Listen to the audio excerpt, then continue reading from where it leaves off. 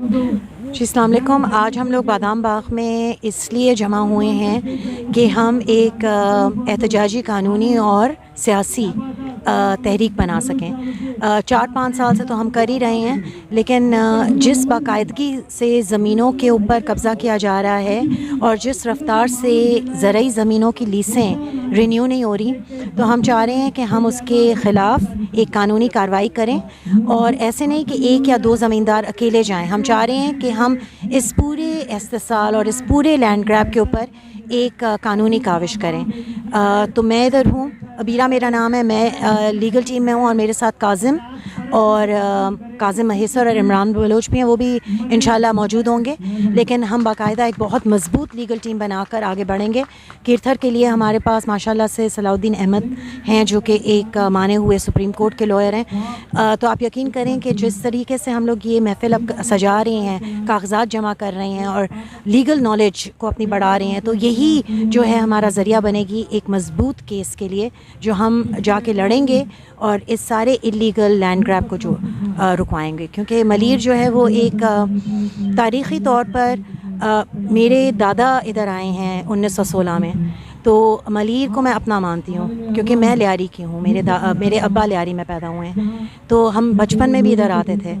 تو ایک طرح سے میرے لیے یہ ایک صرف ایز اے لائر نہیں ہے، لیکن میرے لیے یہ ایک پرسنل ایشو بھی ہے کہ ہمارے جو لوگ ہیں، ہمارے جو ادھر کے انڈیجنس قومیں ہیں، ان کا حق اس طریقے سے اگر چھینا جائے تو مجھے نہیں لگتا کہ کوئی بھی انسان جس نے قانون پڑھا ہوا ہو اور ضمیر کا مالک ہو، وہ ایسا ہوتا ہوا دیکھ سکتا ہے اور اپنے سکلز کو اس کے اندر استعمال نہ کرے. تو بس میں اتنی سی بات کروں. تھینک یو سو مچ. اڄ سندھ انڈیجنس رائٹس الائنس پاران بادامی باغ میں ملیر جی जेके ज़मीनूं आहिनि उन जे मसइले ते ही अवामी मेड़ाको कोठायो वियो आहे. हिन मेड़ाके जो बुनियादी मक़सदु इहो आहे त ही जेके धरती धणी आहिनि मलीर, जेका सरसब्ज़ इलाइक़ो आहे, जेका सिंध जी दिलि कराची जो हिकिड़ो अटूट हिसो आहे, सिंध जो हिसो आहे, उते रहंदड़ जेके सवें ऐं हज़ारें सालनि खां मक़ामी माण्हू आहिनि, हीअ धरती उन्हनि जी आहे, हीअ ज़मीन उन्हनि जी आहे. अंग्रेज़ दौर में जेके मिलियल लीज़ूं आहिनि उहे उन्हनि जो मुदो पूरो थियण खां पोइ क़ानूनी तौर ते वरी बि उन्हनि ई माण्हुनि, उन्हनि ई हारियुनि ऐं पौरतुनि जो हक़ु आहे. ऐं उन्हनि खे ॿीहर असां मुतालबो इहो था कयूं त उहा जेके 30 साला लीज़ आहे जेका रद्द कई वई आहे उहा बहाल कई वञे ऐं हितां जे मक़ामी माण्हुनि खे, हितां जे मक़ामी हारियुनि खे उहा लीज़ ॾिनी वञे. ऐं उन खां अलावा असां सम्झूं था त हिकिड़ी गहरी साज़िश तहत वफ़ाक़ी हुकूमत, सिंध हुकूमत ऐं मल्टीनेशनल कंपनियूं जंहिंमें मलक रियाज़ ऐं ॿियूं जेके कंपनियूं आहिनि उहे मिली करे सिंध जी ज़रख़ेज़ ज़मीनुनि ते कब्ज़े करण जी हिकिड़ी ख़तरनाक साज़िश आहे. ऐं उन में न सिर्फ़ु सीबैक जी रिथा आहे, पर दाबे जी इंडस्ट्रियल ज़ोन खां वठी करे सैटेलाइट टाउन खां वठी करे ऐं जेके ॿियूं जेके रिहाइशी स्कीमूं आहिनि. ऐं सम्झां थो इहो सिधो सओं सिंध जी ज़मीन ते, मलीर जी ज़मीन ते कब्ज़ो आहे जेको कंहिं सूरत में असां बर्दाश्त न कंदासीं. मथां हालत इहा आहे त ज़रई मक़सदनि जी आड़ में 30 लख एकड़ ज़मीन जेका आहे उहा फ़ौज जे हवाले कई पई वञे, जंहिंजी बि असां निंदा कयूं था, उनखे रद्द था कयूं. ऐं असां मुतालबो था कयूं त सिंध में जेके बि ज़मीनूं आहिनि उहे सिंधियुनि जूं आहिनि ऐं उहे सिंधी माण्हुनि खे लीज़ करे ॾिनियूं वञनि. न त ॿी सूरत में जेको असांजो एहतजाज आहे, असांजो हीअ जेका जदोजहद आहे उहा एसी ताईं जारी रहंदी जेसीं ताईं हिन धरती जा जेके असल वारिस आहिनि उन्हनि खे ज़मीन वापसि नथी ॾिनी वञे. साईं, ही अॼोको मेड़ाको सिंध इंडिजिनस राइट्स अलाइंस जे सॾ ते हिकिड़ो अवामी मेड़ाको आहे. हीअ हिकिड़ी अवामी अदालत आहे बुनियादी तौर ते, जंहिंमें जेको बुनियादी घुर है उहा इहा आहे त बाबा ज़मीन जा मालिकाणा हक़ ज़मीन ते पोरियो कंदड़ माण्हुनि खे ॾिना वञनि, मक़ामी इंडिजिनस आबादी खे ॾिना वञनि. जीअं जीअं शहरकारी वधे थी, जीअं जीअं अर्बनाइज़ेशन वधे थी, त ज़रई ज़मीनूं जेके आहिनि उनजो खाज थियनि थियूं पियूं. मुल्तान में भी जो अंबनि जा बाग वठी जेको आहे हिननि बहरिया ठाही आहे. ऐं हिते बि जेको आहे पूरी माहौलियाती तबाही, नयूं खीरथर नेशनल पार्क, असांजा पहाड़, असांजूं तारीख़ी शयूं वञाइण, ज़िंदगी जो रहण सहण माण्हुनि जो ख़तमु करे ही ॼण त असां माण्हू न आहियूं, हिते असां ॼण त हिते ग़ुलाम ऐं सिटीज़न्स न आहियूं, सब्जेक्ट्स आहियूं। सो इंडिजिनियस राइट्स अलायंस इहा घुरा अवामी वर्कर्स पार्टी, असांजो मरहूम सदर यूसुफ मस्ती खान ही सॼी ज़िंदगी जिदोजहद कंदा रहिया, असां आख़िरी दम ताईं वेंदासीं। असांजी घुर हिकिड़ी आहे त बसि ज़रा ई सुधारा कयो। मलीर जो त मामिलो आहे पर सॼी सिंध जो मामिलो आहे, जागीरदारनि खां मलिक रियाज़ जे सरमाएदारनि खां हाणे त फ़ौज खे ज़मीनूं था ॾियनि पिया, 13 जेको आहे सो लख एकड़ सिंध मां ॾिना वेंदा, वरी फ़ौज खे 40 लख एकड़ टोटल। हाणे फ़ौज ज़राअत कंदी, अॻे रोडनि जो तहफ़ुज़ कंदी, हाणे ज़मीनुनि जो तहफ़ुज़ कंदी। उहे ज़मीनूं कंहिंखे ॾींदी, उहे UAE खे ॾींदी, उहे क़तर खे ॾींदी। तव्हां बेनज़ीर इनकम सपोर्ट प्रोग्राम में माण्हुनि खे पैसा था ॾियो, तव्हां माण्हुनि खे ज़मीनूं छो नथा ॾियो? हारी ख़ुशहाल क़ौम ख़ुशहाल मुल्क ख़ुशहाल, पर जीअं त हुक्मरान तबिके जा पंहिंजा गिरोही मफ़ाद आहिनि, तबक़ाती हिकु निज़ाम आहे, उन्हनि जा पंहिंजा टोला आहिनि। सूफ़ी शाह इनायत खां इहा वेड़ हले थी पई, धरती धणी उन्हनि ॾींहंनि खां 300 सालनि खां साॻियो नारो धड़नि जो बाबा जेको खेड़े सो खाए, उहो ई उनजो मालिक आहे। सो इन घुर सां अवामी वर्कर्स पार्टी पंहिंजे पोरित माण्हुनि सां, मलीर जी पोरित आबादी सां, आबादगार आबादी सां गॾु बीहंदी, इंडिजिनियस राइट्स अलायंस सां गॾु बीहंदी आई आहे। ऐं ज़रूरी सुधारनि जी घुर, असां पिटीशन बि फाइल कई आहे सुप्रीम कोर्ट में, ऐं उन केस खे बि असां खणंदा रहंदासीं ऐं असां इहा जिदोजहद आख़िर ताईं कंदासीं पंहिंजे दोस्तनि सां गॾु। अस्सलाम वालेकुम जी, हम यहाँ पे इसलिए मौजूद हैं क्योंकि जिस तरह से हम देख रहे हैं कि जो मलीर की ज़मीनें हैं वो ली जा रही हैं, मलीर के ज़िम्मेदारों से, मलीर के जो रहायशी लोग हैं उनसे, मलीर के जो किसान हैं, मलीर के जो वर्कर्स हैं उनके से ली जा रही है। हम देखते हैं किस तरह से जैसे बहरिया टाउन ने पिछली दफ़ा भी ये सारी ज़मीनें ली हैं और हमें नहीं पता कि वहाँ के जो लोग थे उनको क्या मिला उसके सिले में, उनका आज कौन हाफिज़ है, किसी को पता है कि वो जो सारे लोग थे जो पहले जिनकी ज़मीनें थी वो आज किधर हैं। तो इसलिए ये बहुत ज़्यादा ज़रूरी है कि लोगों के हकूक़ जो हैं उसको अपनी जगह पे रखा जाए। इस तरह से अगर जो है वो हमारी ये जगहें हैं, हमारे दरख्त सारे काट कर यहाँ पर हमारी जो कुदरती जगह है इनको ख़त्म कर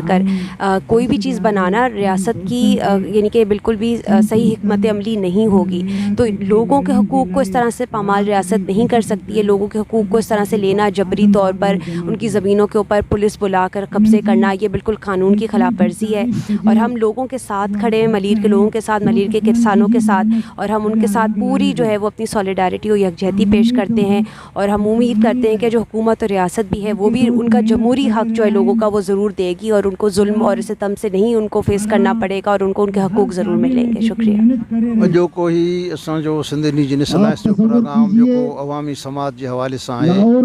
इन में असां जेके मलीर जा ज़मींदारनि जिन 30 साल लीज़ूं जो मुद्दो ख़त्म थी वियो आहे ऐं गुज़िरियल दौर में बावजूद तमामु घणियुनि जेके दियाननि जे उन्हनि खे बहाल न कयो वियो। इन करे असां इंडिजिनियस अलायंस महसूसु कयो त कंहिं न कंहिं तरीक़े सां मलीर जी जेका ज़मीन आहे, जेका एग्रीकल्चर ज़मीन आहे, जिते आबादी थिए थी, सरसब्ज़ मलीर आहे, उन जी ज़मीन खे इन ई सूरत में बचाए सघिजे थो जॾहिं उहा ज़मीन ॿीहर उन्हनि माण्हुनि खे 30 साल या असांजो मुतालबो त हमेशह उन्हनि खे जीअं एग्रीकल्चर पॉलिसी आहे, लैंड ग्रांट पॉलिसी आहे, उन तहत उनखे अलाट कई वञे। उन सिलसिले में असां उन्हनि सभिनी ज़मींदारनि खे घुरायो आहे जिन जा लीज़ जा मुद्दो पूरो थी वियो आहे। हेसि ताईं जेको मूंखे इतला मिलिया आहिनि त 100 खां वधीक लीज़ होल्डरनि पंहिंजा कागज़ जमा कराया आहिनि। असां अॼु उन्हनि जो इहो ॿुधंदासीं त उहो छा था चाहिनि। असां उन्हनि खे पंहिंजो पैगाम ॾींदासीं त असां वटि 2 तरीक़ा आहिनि। हिकिड़ो त इहो आहे त असां कानूनी तरीक़े सां पंहिंजी ज़मीन जी लीज़ बहाल करायूं। ॿी ॻाल्हि इहा आहे त असां सियासी तरीक़े सां रोडनि रस्तनि ते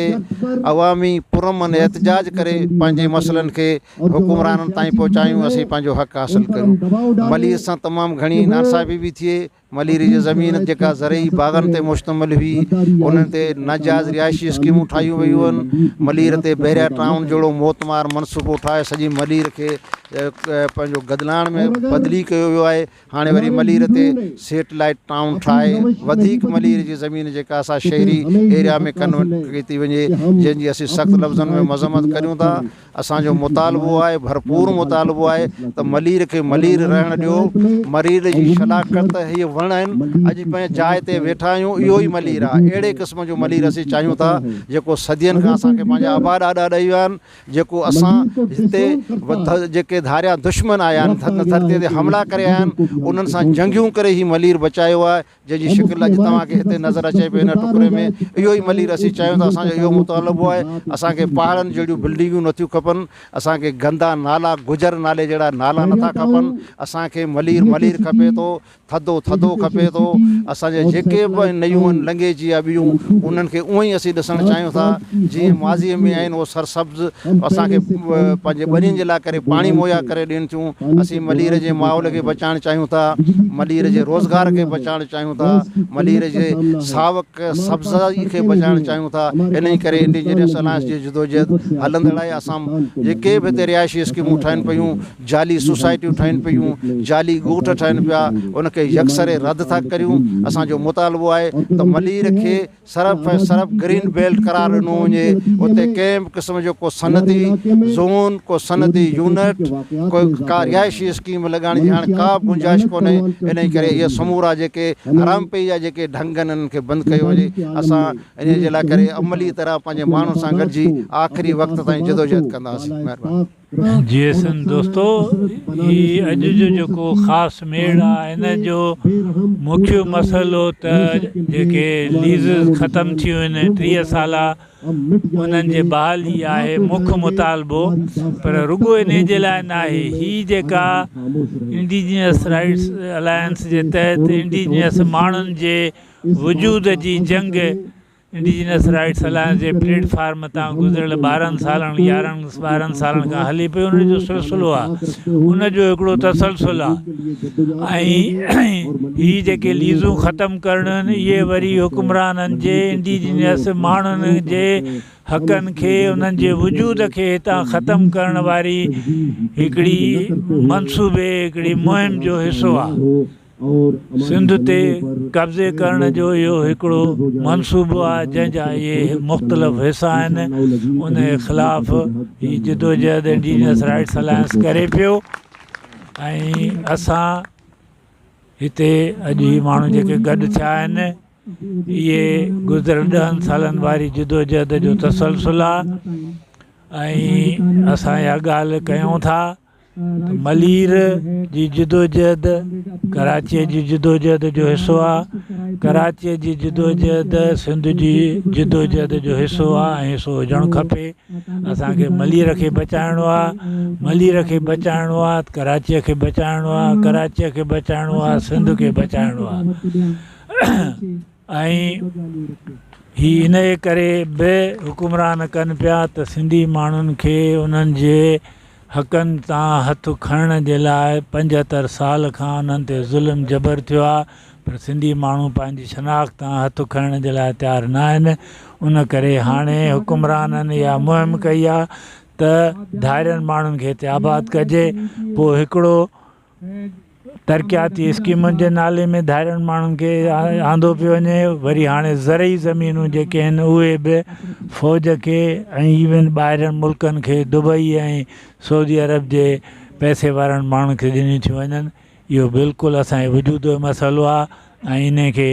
असां ईअं थियणु कतई न ॾींदासीं आख़िरी घड़ीअ ताईं विढ़ंदासीं नसलनि खां सिंधी माण्हू पंहिंजे बका जी वेड़ विढ़ंदा अचनि पिया हीअ बि हुनजो हिसो आहे ऐं इहा जंग असांजी जारी रहंदी जेसि ताईं सिंध ते सिंधी माण्हुनि जी मुकमल हाकमियत न असां क़ाइमु करे सघूं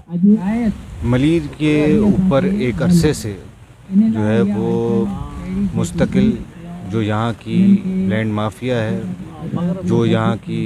ब्यूरोक्रेटिक सरमायादारी है जो रियासत है वो एक तरह से इस तरह से सवार है कि जैसे